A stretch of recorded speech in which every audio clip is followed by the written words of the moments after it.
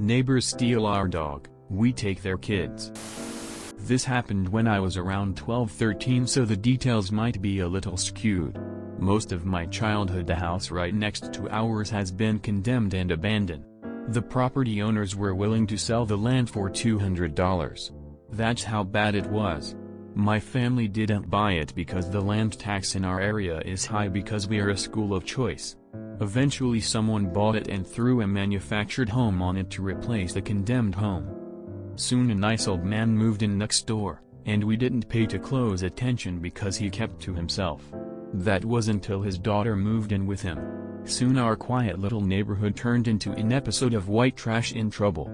The daughter would fight with her spouse about every little thing and keep my family along with our neighbors up half the night. Their kids were the worst part of all. We never knew how many kids lived in that house because so many different children and adults were in and out of there all the time. Me and my siblings tried to become friends with them because there are not too many kids our age in the town. We ended up being more of their babysitters than just a friendly neighbor kid. They would come over to our house and each of my siblings had a group of kids 3 to 4 each to watch over. These kids would walk in uninvited into our house, while we would play with their sibling in the yard. Then steal toys and games from our rooms. Honestly, they stole stuff from all over our house, but this was the main areas. They would either take it for themselves or throw it in our backyard river. They did that a lot if we made them mad for taking back our stuff.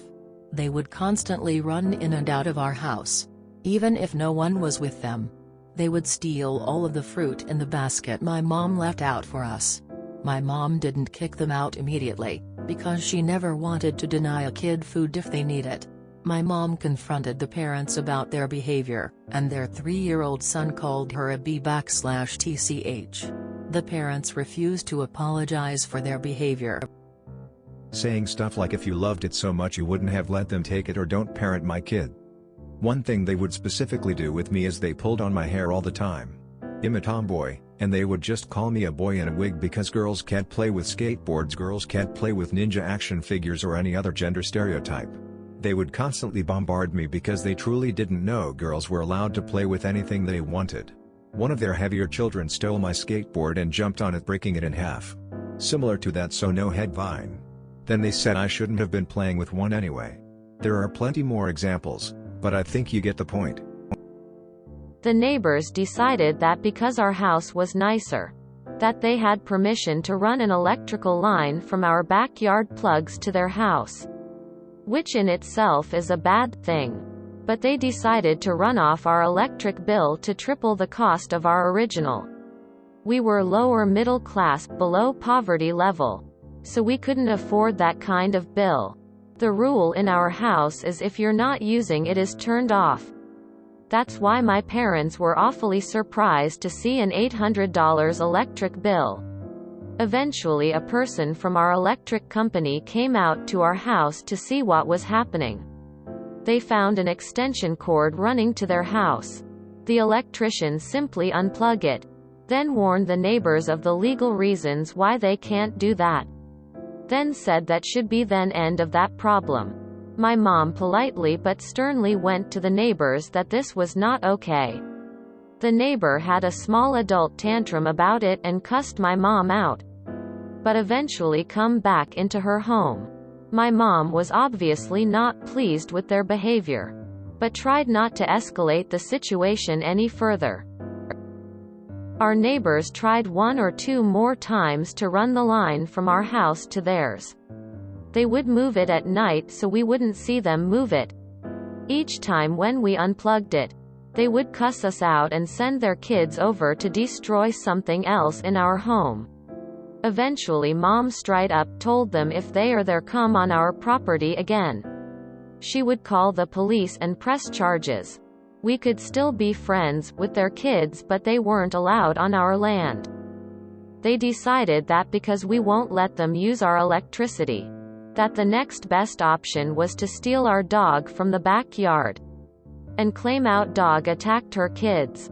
Even though our dog was harmless and cowers at everything due to bad owners before us. I'm guessing because our dog liked to rip her tags off a lot that the neighbors said she was a stray that attacked them. The pound came and took our puppo away. By the time my brothers and I got home, she was already gone. We just assumed she ran off to our grandmother's who lived down the street. She would do this often because my grandma spoils her. When my parents came home, they about lost it, learning our dog was missing. We obviously looked for her but couldn't find her. After 2 days, we found her at the dog pound.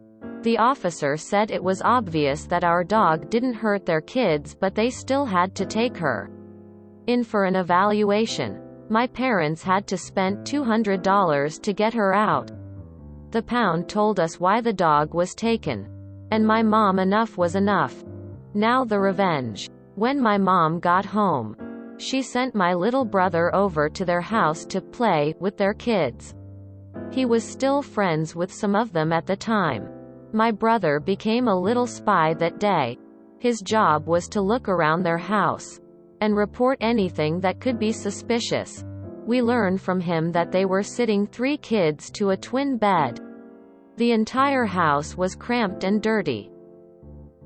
The old man that lived there was hardly home because he couldn't stand his adult daughter that lived there. But he didn't want to evict her from the home and leave his grandkids homeless.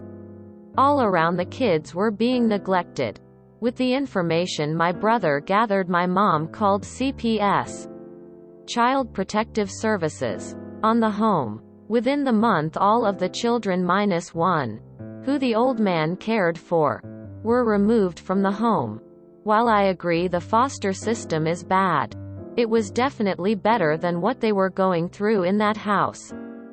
The mother of the children started to fight with the old man, her father, on everything, because her kids were no longer there as a distraction. The old man was to be her next victim. The old man eventually was fed up with her and kicked her out of the home. All that was left in the home was the old man and the grandson he was fostering. They are both very kind and amazing neighbors. TLDR.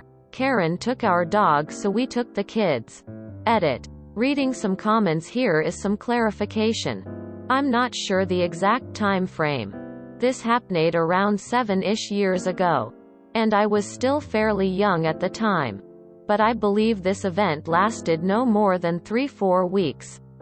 We live in a really safe neighborhood, so the thought about locking the doors in the daytime wasn't on our mind.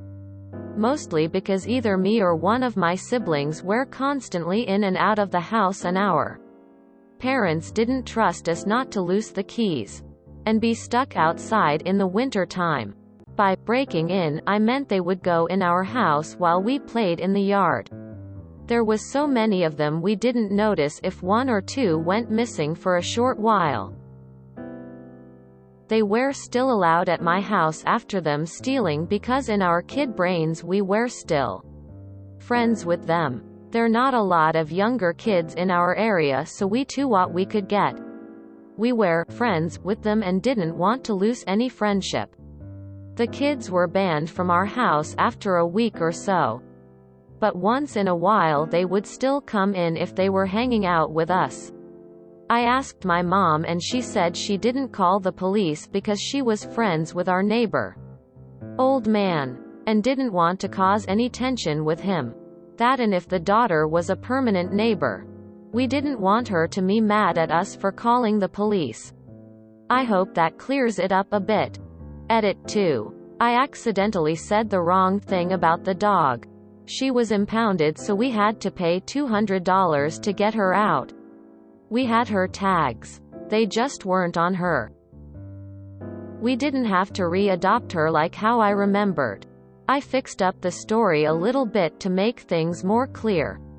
I talked to my mom and got some more to add to the story, so I fixed it up a bit. R/read my OG story. Which OMG, thank you. You're the reason I got a Reddit. So if you wanna see how I originally wrote, feel free to check out his chan. Don't fuck with people's pets. This is a good one. Why didn't you guys had locks on any of your doors? Honestly surprised it took that much for you to take revenge. One sighting of the extension cord and they would be done. I'm sorry. But what the fuck? Why not just call the police early on in the kids stealing, destroying stuff or reporting them about the extension lead? Surely there was enough to press some sort of charges. I know you were young. But my god, WTF. They would come to your home to steal and eat your family's food repeatedly because the revenge part was good. We had some neighbors kind of like that. After keeping the doors locked and blocking them from entering the house, they would try to shove their way in when we answered the door. The parents tried to call the city on us for all sorts of unfounded complaints. They were stupid enough to make complaints about things we supposedly did when we were out of town, or when we were with one of the cops who lived on the same street. They were gone pretty quickly after an anonymous tip about a strange urine-like odor coming from the house. Theft of electricity is a crime.